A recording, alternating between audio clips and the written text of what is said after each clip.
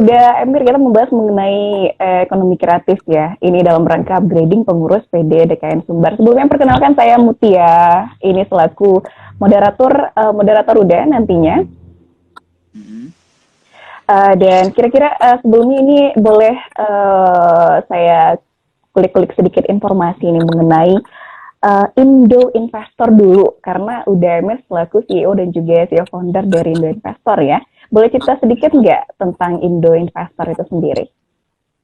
Jadi ya kita background aku dulu ya sebenarnya ya urusan ekonomi background dari banker sebelumnya di Citibank, HSBC, terus pindah ke Bali, terus Iya, Indo Investor tuh startup yang mempertemukan antara investor dengan peluang investasi di Indonesia.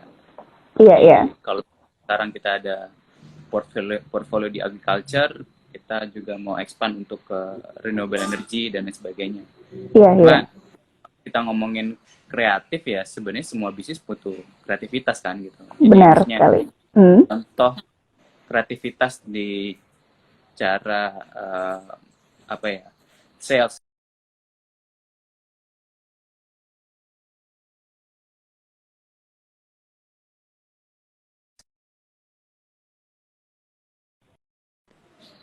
Sinyalnya ya jadi Oh ya, mohon maaf tadi ada telepon. iya jadi ya kalau kita ngomongin bisnis ya sekarang semuanya butuh kreativitas gitu. Tapi kebetulan Iya, juga saya skrip juga ngomongin industri kreatif sih, bikin skripsinya tentang industri kreatif kayak gitu. iya, iya, iya. Baik, baik. Itu sedikit banyaknya tentang Indo Investor ya. Saya juga tadi sempat juga udah follow Instagramnya dan banyak banget informasi di sana.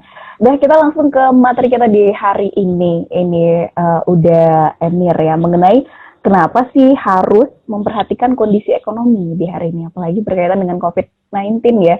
Dan kita lihat memang perekonomian seakan sudah stagnan di kondisi yang tidak stabil saya rasa. Ini kenapa sih kita harus memperhatikan ekonomi seperti ini? Udah, Emil.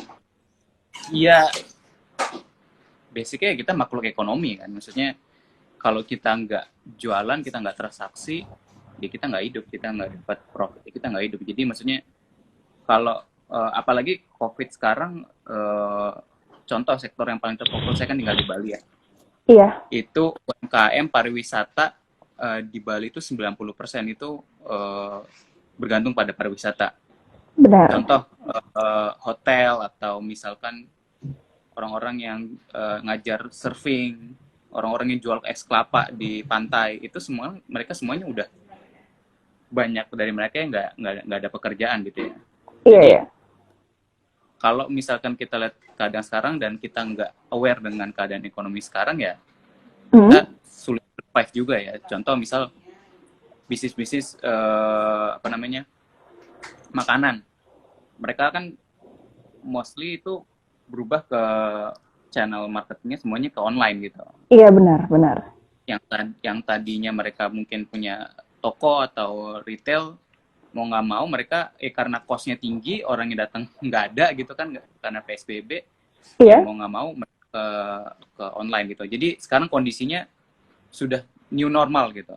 benar. Semua orang kerja dari rumah, work from home, semuanya memanfaatkan digital, semuanya lagi lihat Instagram, lagi lihat Facebook.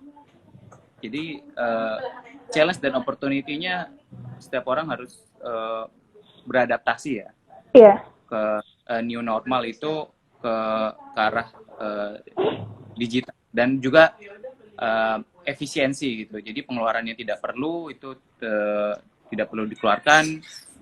Mungkin apa namanya channel-channel marketing semuanya ke arah digital. Jadi kalau kita nggak aware juga tentang keadaan ekonomi ya kita nggak survive sebagai makhluk ekonomi gitu. iya, iya, benar sekali. Berarti memang mesti harus disesuaikan ya, udah Emir, apalagi dengan kondisi COVID-19. Nggak mungkin dong sekarang kita mengikuti metode lama gitu, yang biasanya mungkin jualan di toko, nunggu orang hadir, atau apalagi yang kayak mengundang keramaian, di mana sekarang udah mulai dilarang gitu ya. Jadi mesti harus menyesuaikan dengan kondisi. Ini salah satu bagian dari ekonomi kreatif ini kayaknya. Jadi harus ada inovasi dari hari ke harinya gitu ya. Udah sebelumnya ini udah kita sapa dulu buat teman-teman. Sinyalnya Aduh, susah. Maklum ya di Sumbar ini ada beberapa daerah yang memang jaringan yang agak sulit ini. Berkaitan dengan PD pengurus DKN Sumbar sendiri. Nah, kalau kita mengambil secara spesifik ini udah Emir, bagaimana sebenarnya peran dari DKN Sumbar dalam pengembangan ekonomi itu sendiri? Kalau menurut saya, mau nanya deh, itu maksudnya DKN Sumbar itu demografinya banyaknya anak muda dari range usia berapa? Kalau sejauh ini demokrasi anak-anak muda itu range-nya usia dari 17 ya sampai 25 tahun itu mayoritas saya lihat. 17 sampai 25. Ya, ya. Mm-mm. Perannya menurut saya ya paling penting adalah ekosistem dan silaturahmi itu sendiri gitu. Jadi bagaimana dan juga growth mindset, maksudnya kita kan ya tadi balik lagi sebagai makhluk sosial, makhluk ekonomi kan ngerasain banget sekarang rasanya bosen banget di rumah gitu kan, maksudnya Iya, iya. kalau kita nggak ada inovasi seperti ini kan jadi nggak waras juga ya, maksud saya ini harusnya jadi di apa ya, dimainkan peran juga dari DKN untuk kita menambah ilmu baru, menambah silaturahmi seperti itu, karena at the end bisnis itu tentang silaturahmi gitu. Iya. Jadi setiap anak muda perlu ada yang namanya skill set yang berbeda gitu. Jadi misalkan ada yang bisa desain, ada yang jago masak, ada yang misalnya pinter finance atau ekonomi atau bisnis. Bagaimana ide-ide itu misalkan berkembang, misalkan ada yang pengen bikin bisnis tapi mereka butuh orang IT, itu kan Iya. ada ekosistem atau platform yang diciptakan, contoh misalkan dari apa namanya, dari DKN, dari pemuda-pemuda. Jadi ketika ekosistem itu ada, jadi memudahkan setiap orang untuk belajar, memudahkan setiap orang misalkan punya bisnis, mau cari supplier atau cari tenaga kerja seperti itu. Iya. Dan juga jadi wadah untuk belajar dan produktif bersama begitu. Baik-baik. Ini berkaitan dengan kondisi hari ini sebenarnya udah Emir di mana sepertinya banyak keterbatasan gitu dengan kondisi COVID-19 di mana setiap yang sudah kita susun dengan rapi, misalnya semua strategi dan lain sebagainya gitu, apalagi berkaitan dengan anak muda. Tapi seakan-akan itu terhenti sejenak gitu, udah Emir, karena kondisi hari ini, di mana yang biasanya mereka melakukan aktivitas di luar rumah, akhirnya sudah mulai dengan hashtag di rumah saja, dan mungkin ada ini beberapa anak muda yang mereka langsung bingung, mesti harus ngapain sih gitu, biar perekonomian itu semakin bisa terus berkembang dan juga bergerak ke arah yang lebih baik gitu. Ya, ya. Well, sebenarnya mungkin bagi sebagian orang ini kita masuk namanya survival mode gitu. Iya. Jadi diam aja sendiri udah jadi sebuah keputusan gitu. Mm-mm. Maksud saya nggak tahu market misalkan di Padang atau di tempat lain gitu. Bisa jadi kalau misalkan kalian buat sesuatu terus nggak ada market, nggak ada yang beli, ya malah cost itu terus kan, malah bisa utang atau dan lain sebagainya. Jadi mungkin salah satunya survival atau diam itu ada sebuah keputusan juga. Jadi saat ini tuh saat yes, nggak pernah terjadi sebelumnya, dan menyadarkan kita kalau harus sedia payung sebelum hujan gitu. Iya, iya. Contoh teman-teman yang baru berkarya, baru bekerja, ya sisihkanlah, harus nabung, nggak cuma apa namanya, nggak cuma belanja aja dan sebagainya. Jadi mungkin kalau ada yang bisa lihat opportunity gitu, tapi opportunity-nya itu yang tetap menjaga cash flow atau cost ya. Jadi misalkan apa namanya, jual masker kain. Iya, iya. Ngambil barang aja di orang lain, terus jualin aja di Instagram gitu kan. Itu kan iya. Iya.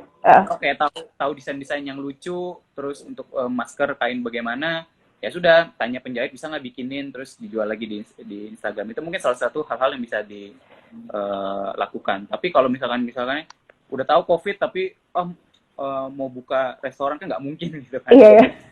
Jadi ya survival mode itu teman-teman mesti juga jaga keluarga masing-masing, jaga pengeluaran. Iya, ya. Yang paling penting sekarang buat yang mungkin aman ya, mungkin usia segitu masih tinggal di rumah orang tua, masih bisa makan kalau bisa gitu ya. Ya, ini alhamdulillah harus disyukuri. Iya, iya. Supaya tetap produktif ya, asah skill set masing-masing teman-teman gitu. Misalkan teman-teman dari sekolah IT, ya mungkin belajar what the next step gitu. Misalkan blockchain atau misalkan apa namanya IoT atau misalkan AI. Misalkan juga ya teman-teman ekonomi juga belajar hal-hal yang lain gitu. Sekarang kan semua apa namanya institusi banyak mengeluarkan webinar gratis kan. Nah itu perbanyak perkaya ilmu apapun itu semuanya diserap, itu menurut saya hal produktif yang teman-teman bisa lakukan, itu belajar sebanyak-banyaknya gitu.